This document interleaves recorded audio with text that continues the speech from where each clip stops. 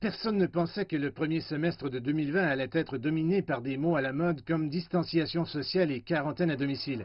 Alors que la Chine se remet de l'impact de la Covid-19, de nombreux voyageurs reprennent la route. Le mont Qingcheng, site du patrimoine mondial de l'UNESCO, est situé juste à l'extérieur de la ville de Chengdu. La montagne taoïste est l'une des destinations les plus recherchées de la Chine. Le site a été fermé au plus fort de l'épidémie. Wu Caixia travaille dans une boutique spécialisée. Nous étions très inquiets pour nos revenus. Chaque famille gagnait moins. Nous sommes déprimés.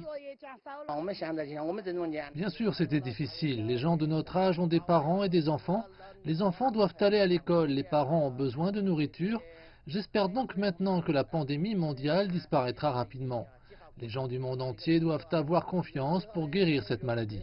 Les petites entreprises comme celle-ci dans le secteur du tourisme comptent sur les vacances de la fête des bateaux dragons pour stimuler les affaires. La fête des bateaux dragons est le deuxième jour férié depuis que la Chine est entrée dans une phase régulière de contrôle et de prévention des épidémies.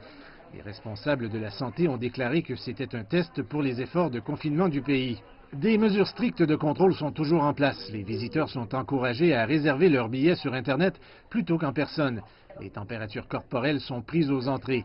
Dans tout le pays, plus de 10 000 sites touristiques ont rouvert. On leur dit de limiter la capacité à 30 %. Cette personne dit qu'elle se sent en sécurité avec un masque. Cet homme dit qu'il craint toujours d'être infecté, mais son empressement a pris le dessus sur lui. Pourtant, le mont Qingcheng a accueilli environ 4 000 visiteurs par jour pendant la fête des bateaux dragons, la moitié du nombre habituel pendant un jour férié.